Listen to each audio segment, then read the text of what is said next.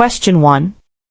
A nurse is caring for a client with a new prescription for continuous intravenous infusion of heparin.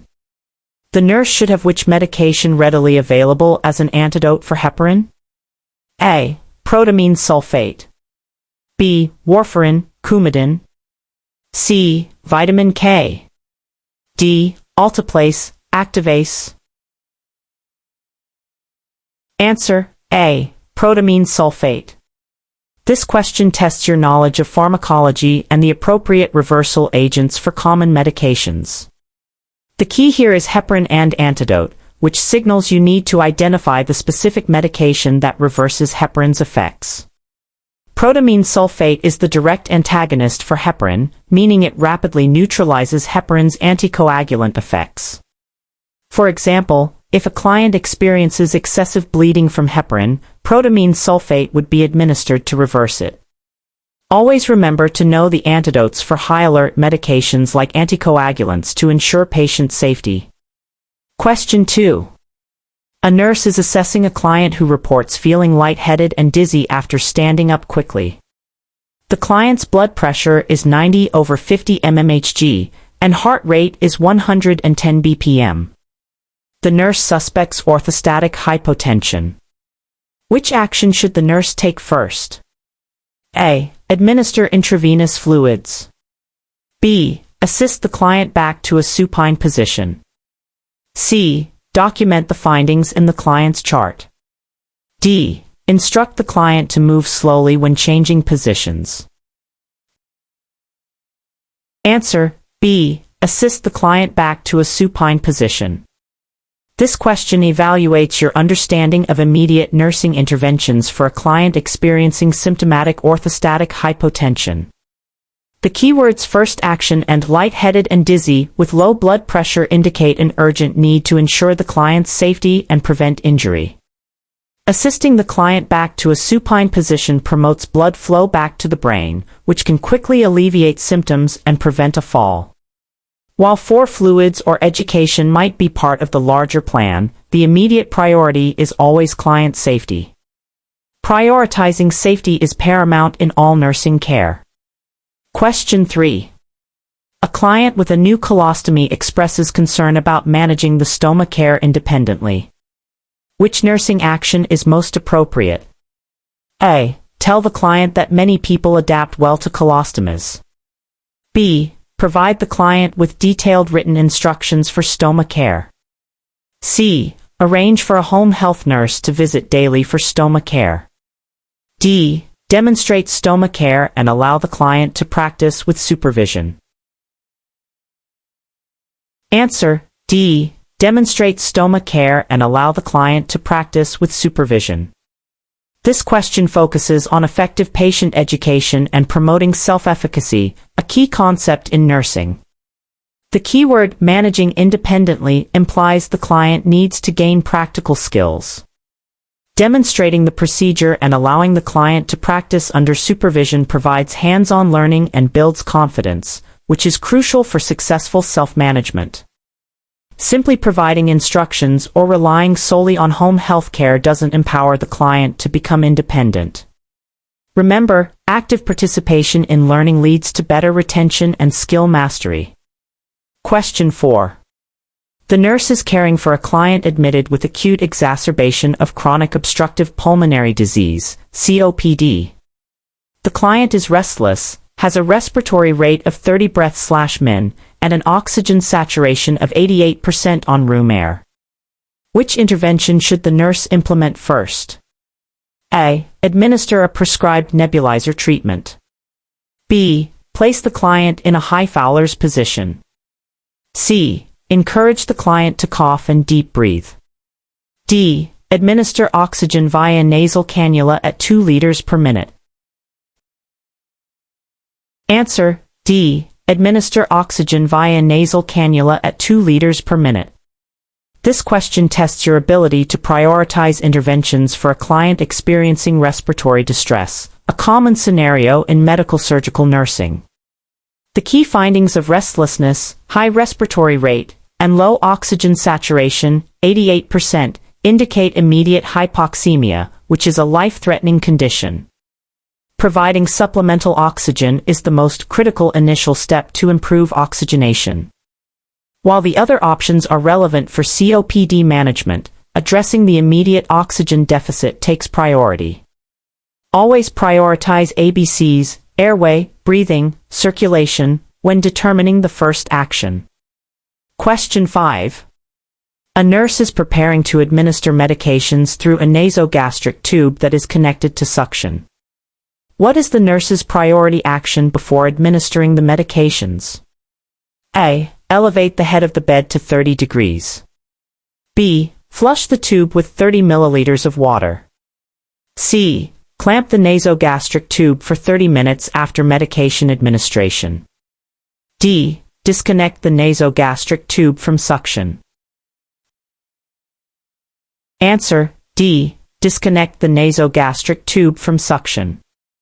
This question evaluates your understanding of safe medication administration via a nasogastric tube, particularly when connected to suction. The key concept is ensuring the medication remains in the client's stomach long enough to be absorbed. If the tube remains connected to suction, the administered medication would be immediately suctioned out, preventing absorption. Disconnecting the tube from suction for at least 30 minutes after administration allows the medication time to be absorbed. This ensures the medication actually benefits the client rather than being removed. Question 6. A nurse is caring for a client in labor who has an epidural anesthetic. The client's blood pressure drops from 120/80 mmHg to 90/60 mmHg. Which action should the nurse take first? A. Increase the intravenous fluid rate. B. Administer oxygen via face mask. C. Turn the client to her left side. D. Notify the healthcare provider. Answer: C. Turn the client to her left side. This question tests your immediate response to a common complication of epidural anesthesia, hypotension, which can compromise placental perfusion. The keyword first action highlights the need for a rapid intervention. Turning the client to her left side helps displace the uterus off the inferior vena cava, thereby increasing venous return and improving blood pressure.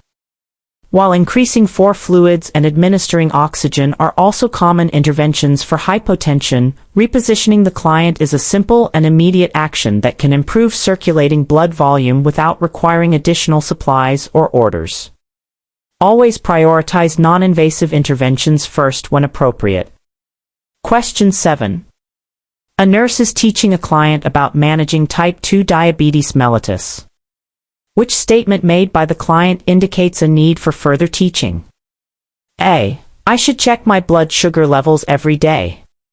B. I will try to eat consistent amounts of carbohydrates at each meal.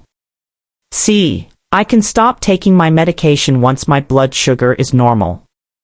D. I will exercise regularly, at least 30 minutes most days of the week. Answer: C. I can stop taking my medication once my blood sugar is normal. This question assesses your ability to identify misconceptions in client education regarding chronic disease management. The concept being tested is adherence to a prescribed medication regimen for a chronic condition like type 2 diabetes. The statement, "I can stop taking my medication once my blood sugar is normal," is a major red flag because type 2 diabetes is a chronic condition that usually requires ongoing medication, even with normal blood sugar, to maintain control and prevent complications. Discontinuing medication without healthcare provider approval can lead to uncontrolled blood sugar and serious health risks. Emphasize that chronic conditions require ongoing management, not just during symptomatic periods. Question 8. The nurse is caring for a client who is NPO, nothing by mouth, and has a prescription for daily oral medications. What is the most appropriate action by the nurse?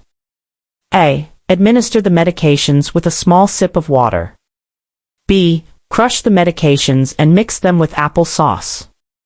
C. Contact the healthcare provider to clarify the medication route. D. Hold the medications until the client is allowed to eat. Answer: C. Contact the healthcare provider to clarify the medication route. This question evaluates your understanding of medication administration principles and the right route and right client concepts. The client is NPO, meaning they cannot take anything by mouth, yet the prescription is for oral medications. This creates a conflict, and the nurse's priority is to clarify the order to ensure client safety and therapeutic effectiveness. Administering oral medications to an NPO client could violate the NPO status or pose an aspiration risk. Always clarify conflicting orders with the healthcare provider. Question 9. A nurse is providing discharge teaching to a client with a new prescription for warfarin, Coumadin. Which statement should the nurse include in the teaching? A. You should increase your intake of green leafy vegetables. B. You should avoid taking aspirin or NSAIDs. C. You should report any muscle aches or dark urine immediately. D. You will need to have your activated partial thromboplastin time, APTT, monitored regularly. Answer: B. You should avoid taking aspirin or NSAIDs. This question tests your knowledge of medication education for anticoagulants, specifically warfarin. The key concept is preventing drug interactions that increase bleeding risk. Warfarin works by interfering with vitamin K-dependent clotting factors. Aspirin and NSAIDs, nonsteroidal anti-inflammatory drugs, also have antiplatelet effects or can cause gastrointestinal irritation, which can synergistically increase the risk of bleeding when taken with warfarin. INR, International Normalized Ratio, is monitored for warfarin, not APTT. Clients should maintain a consistent intake of vitamin K, not increase it. Bleeding is the primary concern, not muscle aches or dark urine unless related to bleeding. Therefore, avoiding aspirin and NSAIDs is a critical safety instruction. Always emphasize interactions for high-alert medications. Question 10. A nurse is assessing a 4-year-old child in the emergency department. The child is irritable, has a barking cough, and inspiratory stridor. The child's parents report the symptoms started suddenly last night. Which condition should the nurse suspect? A. Bronchiolitis. B. Asthma exacerbation. C. Croup, laryngotracheobronchitis. D. Pneumonia. Answer: C. Croup, laryngotracheobronchitis. This question assesses your ability to recognize classic signs and symptoms of common pediatric respiratory conditions. The keywords 4-year-old, barking cough, and inspiratory stridor are hallmark signs of croup, which is a viral infection causing swelling around the larynx and trachea. Bronchiolitis typically presents with wheezing, asthma with expiratory wheezing, and pneumonia with crackles and productive cough, none of which fit the described symptoms as well as croup. Recognizing these distinctive presentations is crucial for early and appropriate intervention in pediatric emergencies. Question 11. A nurse is caring for a client who is postoperative and reports severe pain. The client has a prescription for morphine 2 mg for every 4 hours as needed. Which action should the nurse take first? A. Assess the client's pain level using a pain scale. B. Administer the prescribed morphine. C. Check the client's vital signs. D. Document the client's pain report. Answer: A. Assess the client's pain level using a pain scale. This question evaluates the nursing process and prioritizing assessments before interventions, particularly for pain management. The keywords report severe pain tell you there's a problem, but before giving medication, the nurse must quantify the pain. Assessing the client's pain level using a standardized pain scale, example 0 to 10, is crucial to determine the severity, guide medication administration, and evaluate effectiveness later. You can't effectively treat something you haven't fully assessed. Always assess before you intervene. Question 12.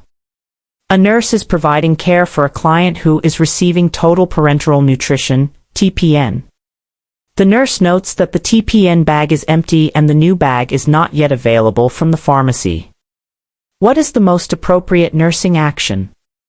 A. Hang a bag of 5% dextrose in water, D5W. B. Discontinue the TPN line until the new bag arrives. C. Hang a bag of normal saline, 0.9% NaCl. D. Administer a bolus of intravenous insulin. Answer: A. Hang a bag of 5% dextrose in water, D5W.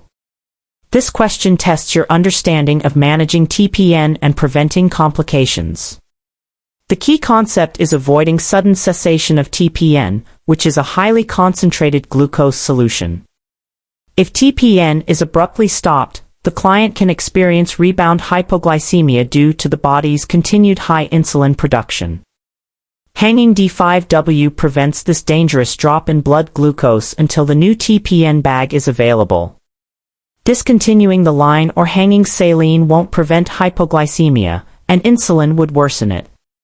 Always have a backup plan for continuous infusions to prevent adverse effects. Question 13. A nurse is reinforcing teaching with a client who has iron deficiency anemia about dietary modifications. Which food selection indicates the client understands the teaching? A. Orange juice and whole wheat toast. B. Scrambled eggs and bacon. C. Spinach salad with grilled chicken. D. Milk and yogurt. Answer: C. Spinach salad with grilled chicken. This question assesses knowledge of nutritional therapy for iron deficiency anemia. The concept is identifying foods rich in iron and those that enhance its absorption. Spinach is a good source of non-heme iron, plant-based, and grilled chicken provides heme iron, animal-based, which is more readily absorbed. Importantly, orange juice, rich in vitamin C, helps convert non-heme iron into a more absorbable form, so while not the primary answer, its pairing would be beneficial. The combination of spinach and chicken offers two forms of iron. Eggs, bacon, milk, and yogurt are not primary sources of iron. Prioritize foods that are good sources of iron when teaching clients with anemia. Question 14. A nurse is assessing a client who has a suspected urinary tract infection, UTI. Which finding would the nurse expect to report? A. Polyuria and polydipsia. B. Flank pain and costovertebral angle tenderness. C. Frothy urine and peripheral edema. D. Bradycardia and bradypnea. Answer: B. Flank pain and costovertebral angle tenderness. This question tests your ability to identify classic signs of a urinary tract infection, particularly one that may be progressing to the kidneys, pyelonephritis. The keywords suspected urinary tract infection and flank pain and costovertebral angle, CVA, tenderness are classic indicators of kidney involvement or pyelonephritis, a more severe form of UTI. Polyuria and polydipsia are related to diabetes, frothy urine and edema to kidney disease, nephrotic syndrome, and bradycardia/bradypnea are unrelated. Knowing these specific symptoms helps guide assessment and treatment. Question 15. A nurse is preparing to administer medications to a client. Which action represents the most effective way to identify the client? A. Ask the client, "Are you John Smith?" B. Check the client's room number against the medication administration record, MAR. C. Compare the client's stated name and birth date with the MAR and identification band. D. Ask the client to state their name and verify with the MAR. Answer: C. Compare the client's stated name and birth date with the MAR and identification band. This question evaluates your understanding of the right client medication safety principle. The concept is using at least two client identifiers to prevent medication errors. Asking the client to state their name and birth date, and then comparing this information with both the MAR and the client's identification band, provides the most comprehensive and accurate verification. Relying on only one identifier or leading questions increases the risk of administering medication to the wrong client. Always use multiple identifiers to ensure client safety. Question 16. A nurse is caring for a client with a history of heart failure. The client suddenly develops severe shortness of breath, pink frothy sputum, and crackles throughout the lung fields. Which condition should the nurse suspect? A. Pneumonia. B. Pulmonary embolism. C. Acute pulmonary edema. D. Asthma exacerbation. Answer: C. Acute pulmonary edema. This question tests your ability to recognize the classic signs of acute pulmonary edema, a life-threatening complication often seen in clients with heart failure. The keywords heart failure, severe shortness of breath, pink frothy sputum, and crackles throughout the lung fields are the hallmark symptoms of fluid backing up into the lungs due to the failing heart's inability to pump effectively. Pneumonia presents with different sputum characteristics. Pulmonary embolism often has sudden chest pain and dyspnea without frothy sputum, and asthma involves wheezing. Recognizing these distinct patterns is vital for prompt intervention. Question 17. A nurse is teaching a group of expectant parents about newborn safety. Which statement indicates a need for further teaching? A. We will always place our baby on their back to sleep. B. We plan to put soft bumpers and blankets in the crib. C. The crib mattress should be firm and fit snugly. D. We will ensure that there are no small toys within reach of the baby. Answer: B. We plan to put soft bumpers and blankets in the crib. This question assesses understanding of safe sleep practices for newborns, a critical aspect of pediatric nursing. The concept is reducing the risk of sudden infant death syndrome, SIDS, and accidental suffocation. Soft bumpers, blankets, pillows, and stuffed animals should never be placed in a newborn's crib as they pose a significant suffocation hazard. The Back to Sleep campaign promotes placing infants on their backs on a firm mattress in a bare crib. Always emphasize a safe sleep environment with no loose bedding or soft objects. Question 18. A nurse is caring for a client with a new peripherally inserted central catheter, PICC, line. The nurse should assess the client for which complication unique to central lines? A. Infiltration. B. Phlebitis. C. Air embolism. D. Hematoma. Answer: C. Air embolism. This question tests your awareness of potential complications specific to central venous access devices, like a PICC line. The key phrase, unique to central lines, helps narrow down the possibilities. Because central lines access large central veins, there is a greater risk of air entering the bloodstream, leading to an air embolism, which can be life-threatening. Infiltration, phlebitis, and hematoma can occur with peripheral IVs as well. Always ensure proper technique and monitoring to prevent air entry into central lines. Question 19. A nurse is reviewing the laboratory results for a client with dehydration. Which finding would the nurse expect? A. Decreased hemoglobin and hematocrit. B. Elevated blood urea nitrogen, BUN, and creatinine. C. Decreased urine-specific gravity. D. Elevated serum sodium and decreased urine output. Answer: D. Elevated serum sodium and decreased urine output. This question tests your understanding of laboratory findings and physiological responses in dehydration. The concept is how the body conserves fluid and how solute concentrations change. In dehydration, the body attempts to conserve water, leading to decreased urine output and increased concentration of solutes in the blood, such as serum sodium, hypernatremia. Urine-specific gravity would be increased due to concentrated urine, and hemoglobin and hematocrit would typically be elevated, hemoconcentration, rather than decreased, as the fluid component of blood is reduced. Knowing these expected changes helps you identify and confirm dehydration. Question 20.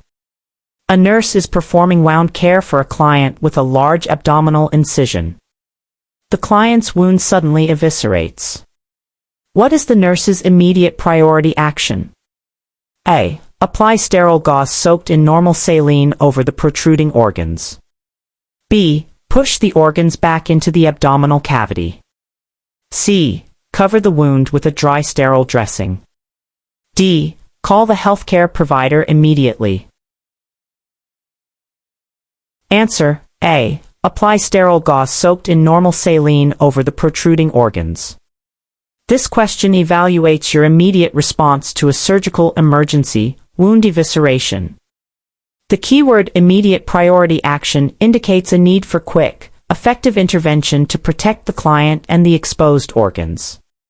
Covering the protruding organs with sterile gauze soaked in normal saline prevents drying and contamination, preserving tissue viability. Pushing organs back can cause further damage, dry dressings will stick, and while calling the provider is necessary, it's not the first action to protect the client. This action prevents further injury and prepares the client for potential surgery. Question 21. A nurse is teaching a client about a low-sodium diet. Which food choice indicates the client understands the teaching? A. Canned soup. B. Processed cheese. C. Fresh fruit salad. D. Smoked ham. Answer: C. Fresh fruit salad. This question tests your knowledge of dietary restrictions, specifically for a low-sodium diet. The concept is identifying foods naturally low in sodium versus those high in hidden sodium. Fresh fruits and vegetables are naturally low in sodium. Canned soups, processed cheeses, and smoked meats are typically very high in sodium due to processing and preservatives. Choosing fresh, unprocessed foods is key for sodium restriction. Question 22. A nurse is assessing a client with a history of cirrhosis. Which finding would indicate a potential complication of hepatic encephalopathy? A. Jaundice and pruritus. B. Ascites and peripheral edema. C. Asterixis and confusion. D. Variceal bleeding and melena. Answer: C. Asterixis and confusion. This question assesses your ability to identify the specific signs of hepatic encephalopathy, a neurological complication of liver disease. The keywords cirrhosis and hepatic encephalopathy point to neurological symptoms caused by the liver's inability to detoxify ammonia. Asterixis, flapping tremors of the hands, and confusion are classic signs of elevated ammonia levels affecting the brain. While the other options are complications of cirrhosis, they are not specific to hepatic encephalopathy. Recognizing these signs helps in early identification and management of this serious complication. Question 23. A nurse is preparing to administer an intramuscular injection to an adult client. Which site is most appropriate for a volume of 3 milliliters? A. Deltoid. B. Ventrogluteal. C. Vastus lateralis. D. Dorsogluteal. Answer: B. Ventrogluteal. This question assesses your knowledge of appropriate intramuscular injection sites and their maximum volumes. The concept is safe medication administration to minimize tissue damage and ensure absorption.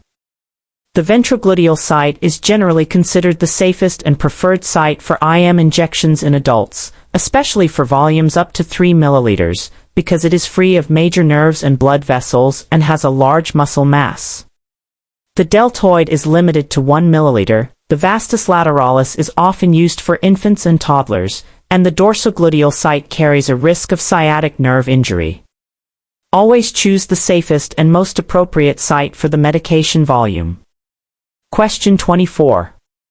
A nurse is planning care for a client who is terminally ill and experiencing severe pain.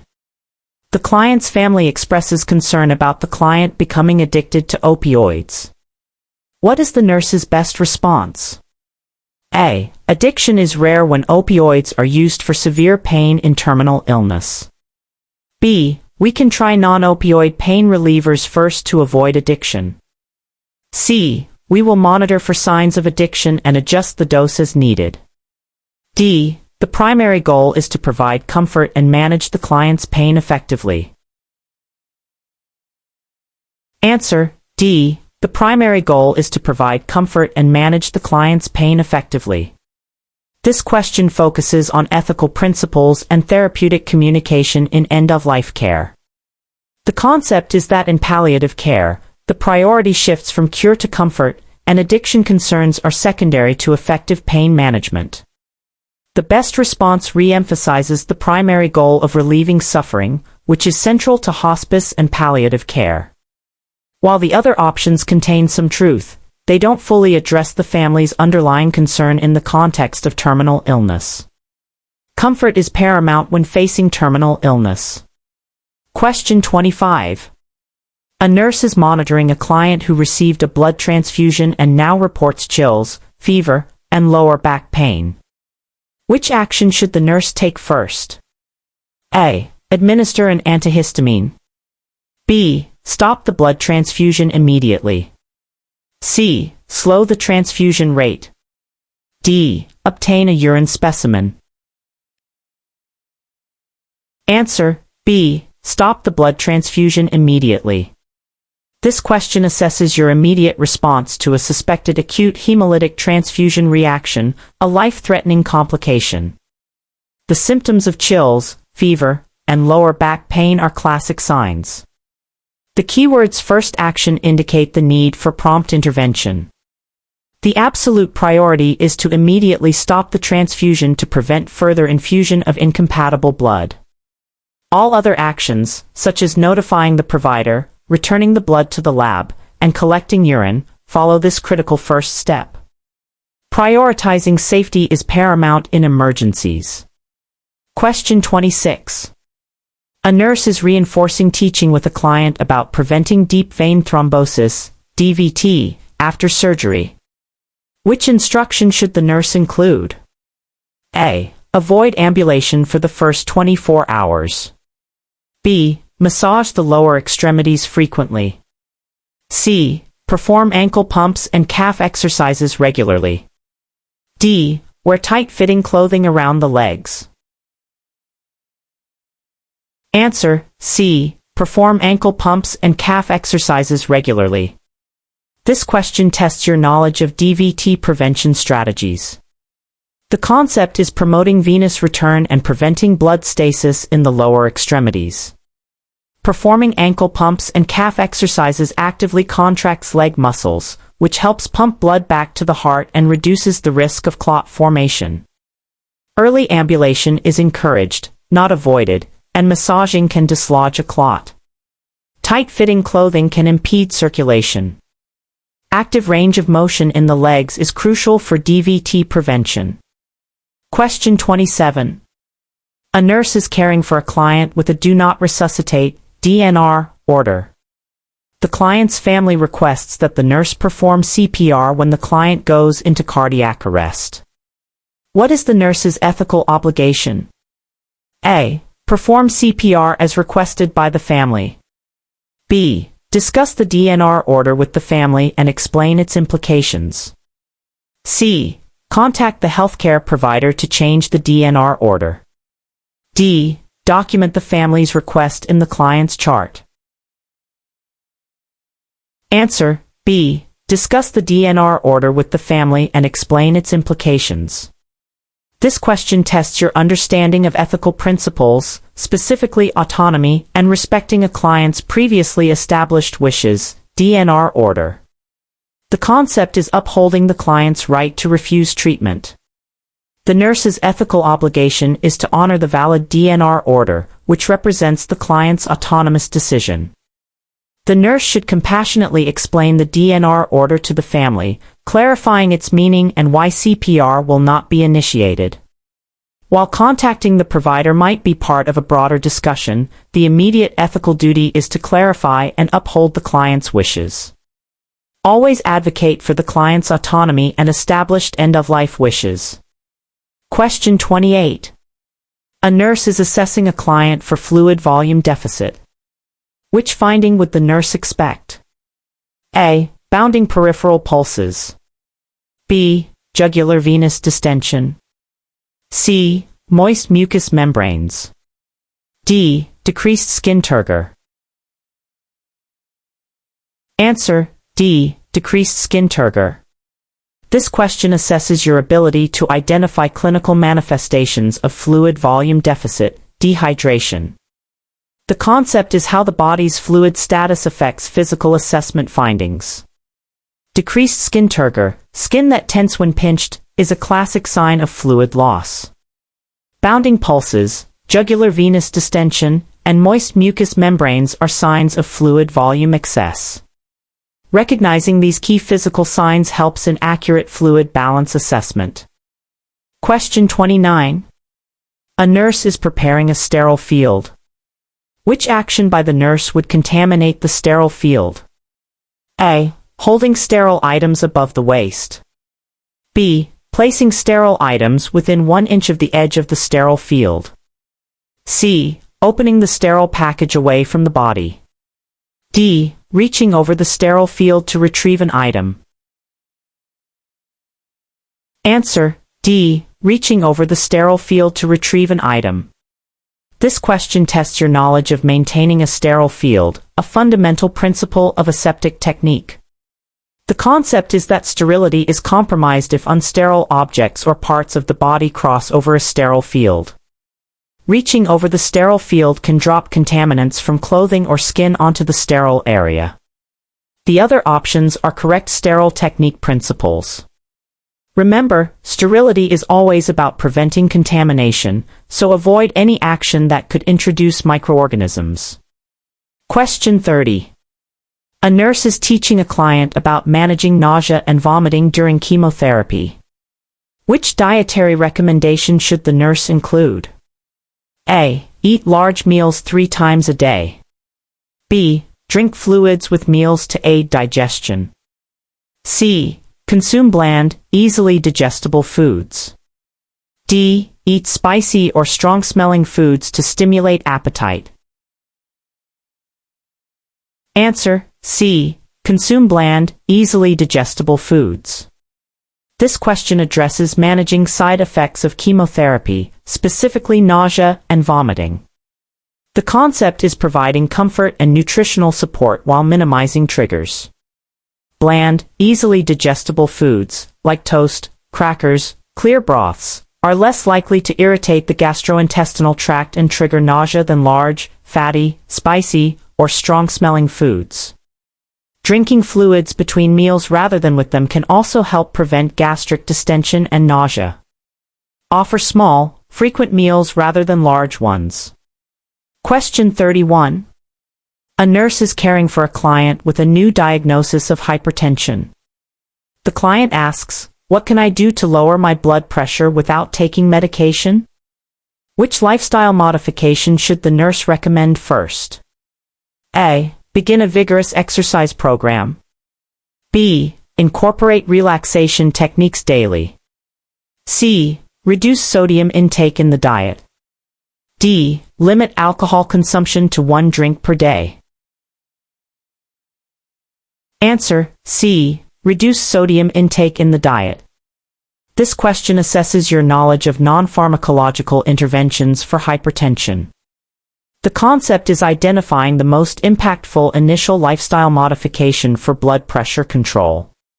While all listed options can help, reducing sodium intake is often the most significant and immediate dietary change recommended for lowering blood pressure. A reduction in sodium intake has a direct and measurable effect on blood pressure in many individuals. Encourage achievable and impactful changes first. Question 32. A nurse is assessing a client who is admitted with an exacerbation of ulcerative colitis. Which finding should the nurse expect? A. Constipation and weight gain. B. Right lower quadrant pain and rebound tenderness. C. Bloody diarrhea and abdominal cramping. D. Steatorrhea and muscle wasting.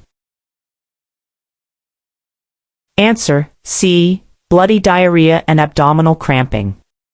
This question tests your ability to identify classic symptoms of ulcerative colitis, an inflammatory bowel disease. The key features of an ulcerative colitis exacerbation include frequent, bloody diarrhea, often with urgency, and severe abdominal cramping due to inflammation of the colon. Constipation, right lower quadrant pain, steatorrhea, and muscle wasting are more characteristic of other conditions or different types of inflammatory bowel disease. Knowing these specific symptoms helps guide assessment and treatment. Question 33. A nurse is caring for a client who underwent a thyroidectomy and now reports tingling around the mouth and fingertips. The nurse also notes muscle twitching. Which complication should the nurse suspect? A. Hyperthyroidism. B. Hypocalcemia. C. Hypoglycemia. D. Hyperkalemia. Answer: B. Hypocalcemia. This question tests your knowledge of post-thyroidectomy complications and associated electrolyte imbalances. The keywords thyroidectomy, tingling around the mouth and fingertips, and muscle twitching are classic signs of hypocalcemia, often caused by accidental removal or damage to the parathyroid glands during surgery. The parathyroid glands regulate calcium levels. Hypoglycemia would show low blood sugar symptoms, hyperthyroidism is related to thyroid hormone excess, and hyperkalemia has different neuromuscular effects. Recognizing these specific symptoms points directly to low calcium. Question 34. A nurse is educating a client about measures to prevent falls at home. Which statement by the client indicates effective learning? A. I should keep the lights dim at night to help me sleep. B. I will leave throw rugs on the floor for decoration. C. I will wear non-skid slippers around the house. D. I will avoid using handrails on the stairs to strengthen my legs. Answer: C. I will wear non-skid slippers around the house. This question assesses effective client teaching regarding fall prevention. The concept is eliminating hazards and promoting safety in the home environment. Wearing non-skid slippers provides traction and reduces the risk of slipping, which is a common cause of falls. Dim lighting, throw rugs, and avoiding handrails all increase the risk of falls. Encourage clients to implement practical and effective safety measures in their daily lives. Question 35. A nurse is preparing to administer insulin to a client with type 1 diabetes mellitus. The client's blood glucose is 45 mg per deciliter. Which action should the nurse take first? A. Administer the prescribed insulin. B. Give the client 4 ounces of orange juice. C. Document the blood glucose reading. D. Notify the healthcare provider. Answer: B. Give the client 4 ounces of orange juice. This question assesses your immediate response to a life-threatening complication, hypoglycemia. The blood glucose reading of 45 mg per deciliter is critically low. The keywords first action indicate the need for rapid intervention.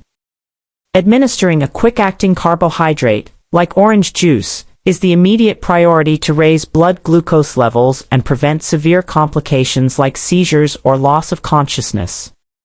Administering insulin would worsen the hypoglycemia. Documenting and notifying the provider come after the immediate intervention.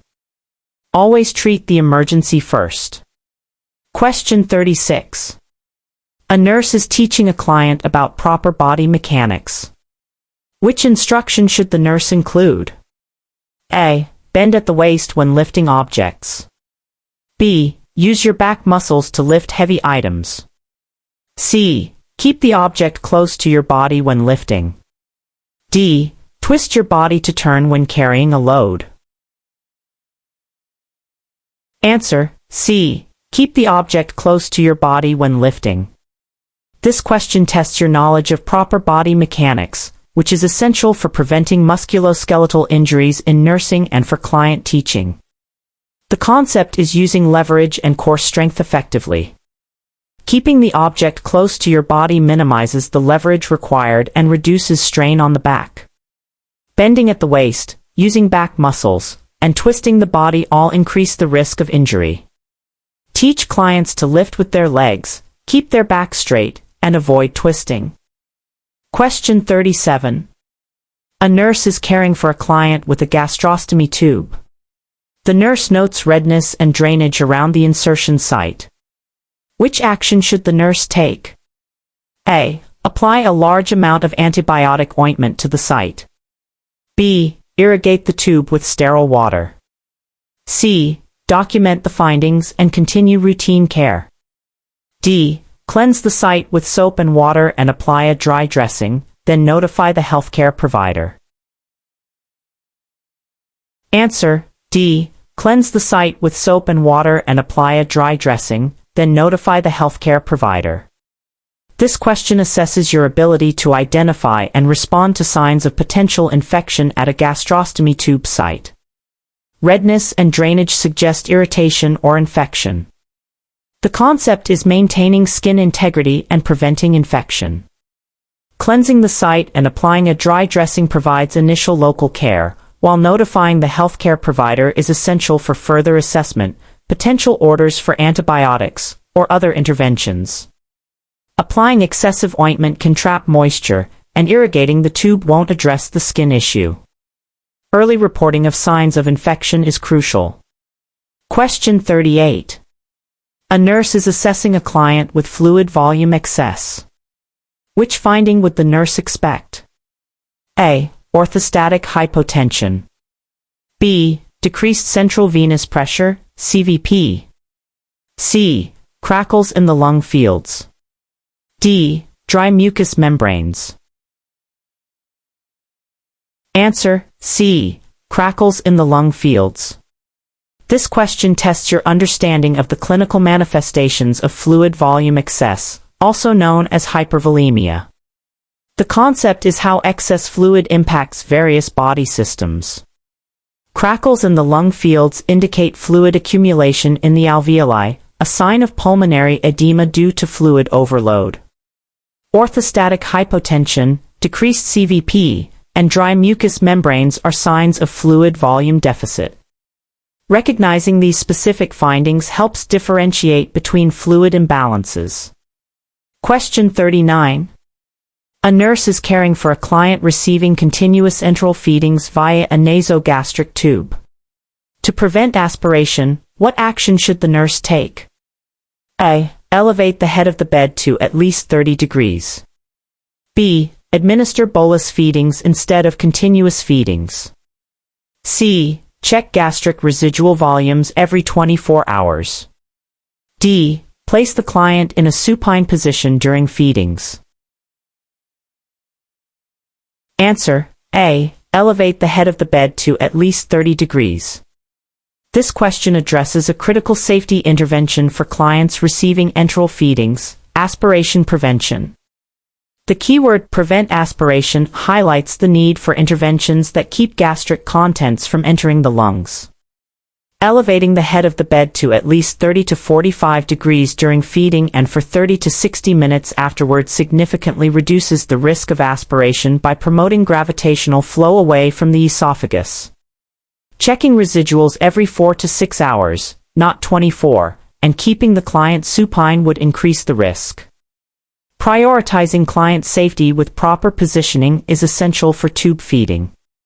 Question 40. A nurse is providing discharge teaching to a client diagnosed with iron deficiency anemia. Which food should the nurse recommend to improve iron absorption? A. Milk. B. Coffee. C. Orange juice. D. Tea.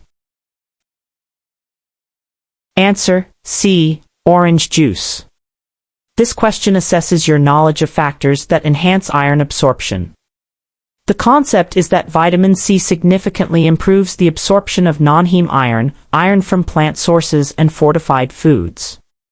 Orange juice is an excellent source of vitamin C, milk, coffee, and tea can actually inhibit iron absorption.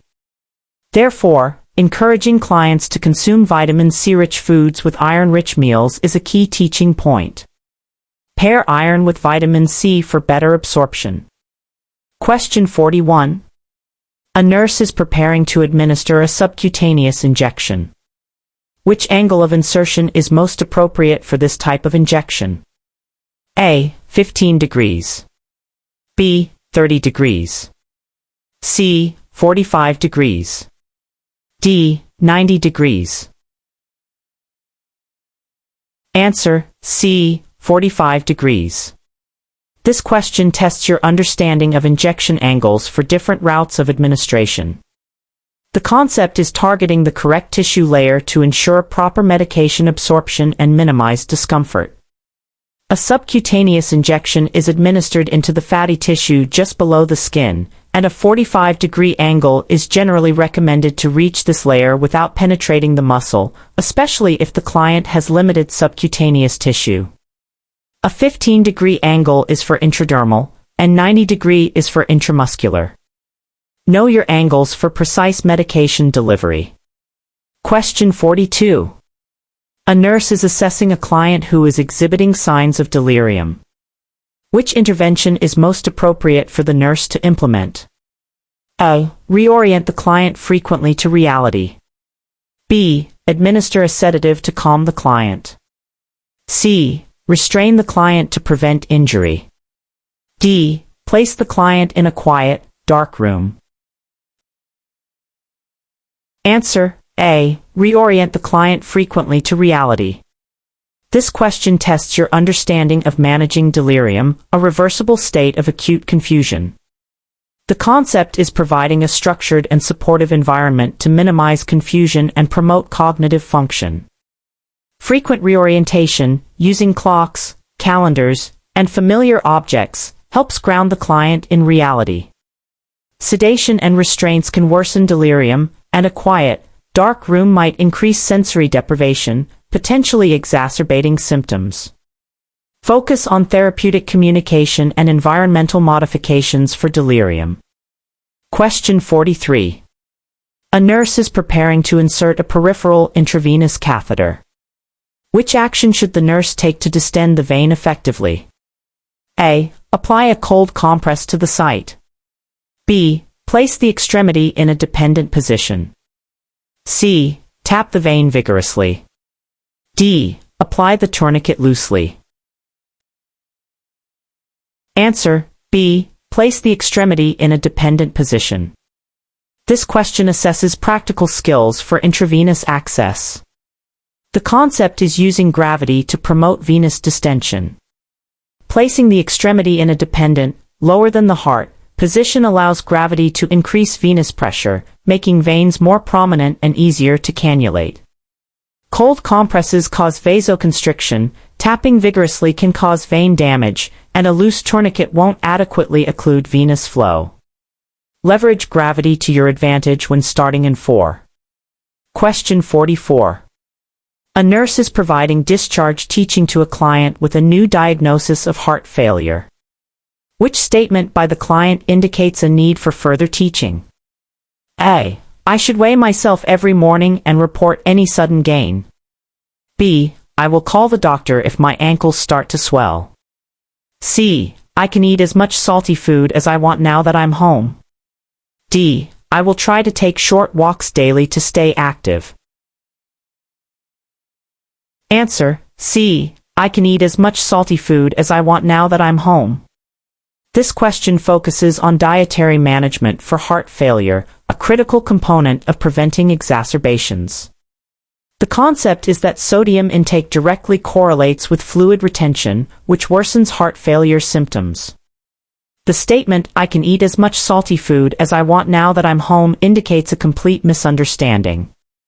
Clients with heart failure must strictly limit sodium intake to prevent fluid overload. Daily weights and reporting swelling are correct practices. Emphasize the strong link between sodium and fluid retention in heart failure. Question 45. A nurse is assisting a client with ambulation after surgery. The client reports feeling dizzy. What is the nurse's priority action? A. Guide the client back to bed immediately. B. Lower the client gently to the floor. C. Encourage the client to take deep breaths. D. Call for assistance from another staff member. Answer: B. Lower the client gently to the floor. This question tests your immediate response to a client who is at risk of falling during ambulation. The keyword priority action highlights the need to prevent injury.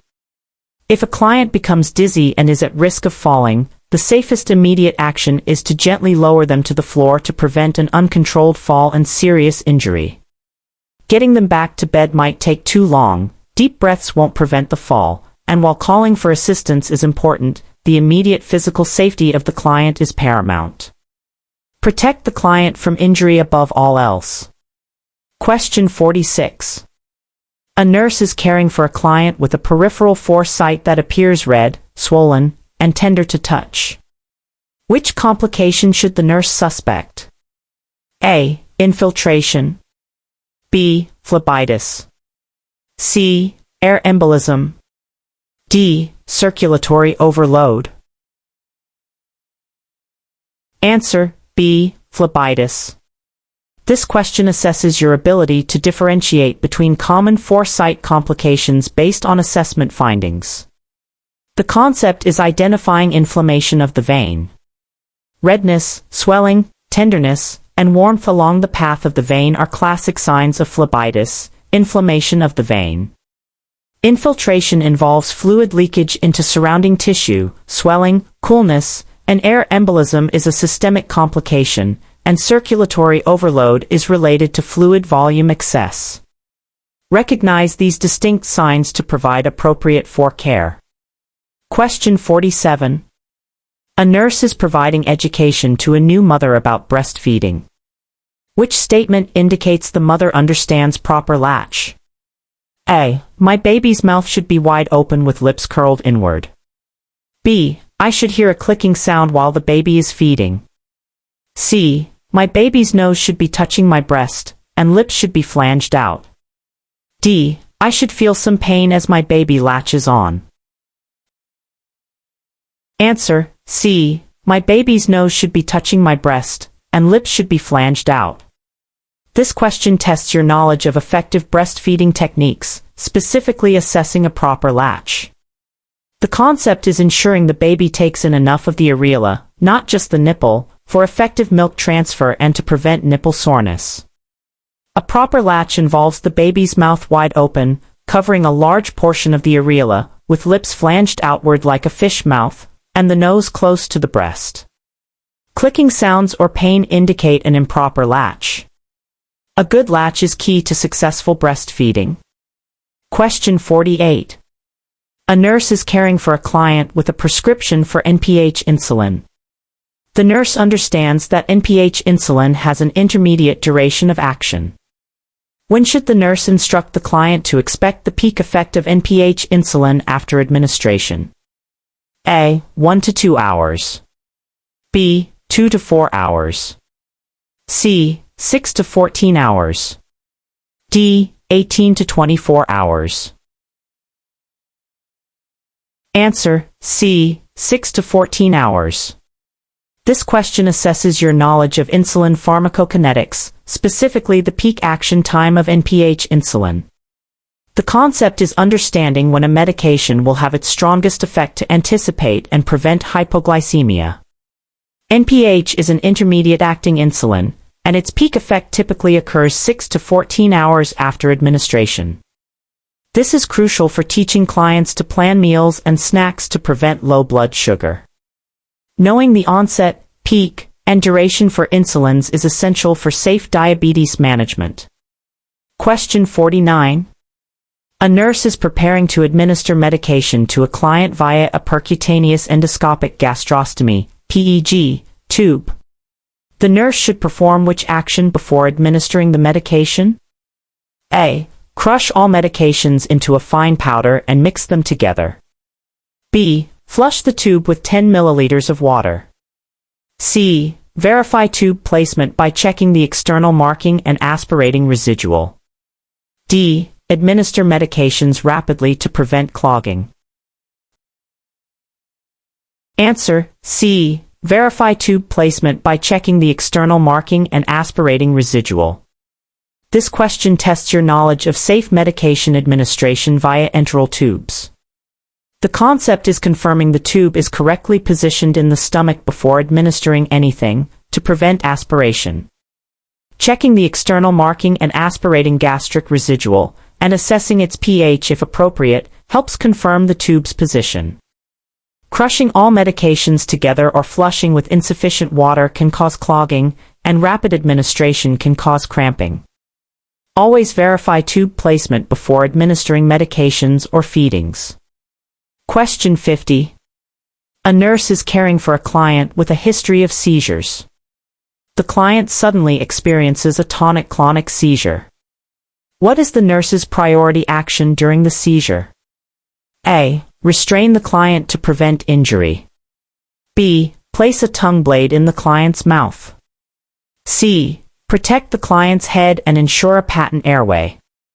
D. Administer anticonvulsant medication intravenously. Answer: C. Protect the client's head and ensure a patent airway. This question assesses your immediate and safe response to a client experiencing a seizure. The concept is protecting the client from injury and maintaining basic life support during the event. Protecting the client's head by patting or moving objects away, and ensuring a patent airway by turning them to their side, are the most crucial immediate actions. Restraining the client can cause injury, placing a tongue blade can cause oral trauma, and administering medication is done after immediate safety measures. Prioritize client safety and airway management during a seizure.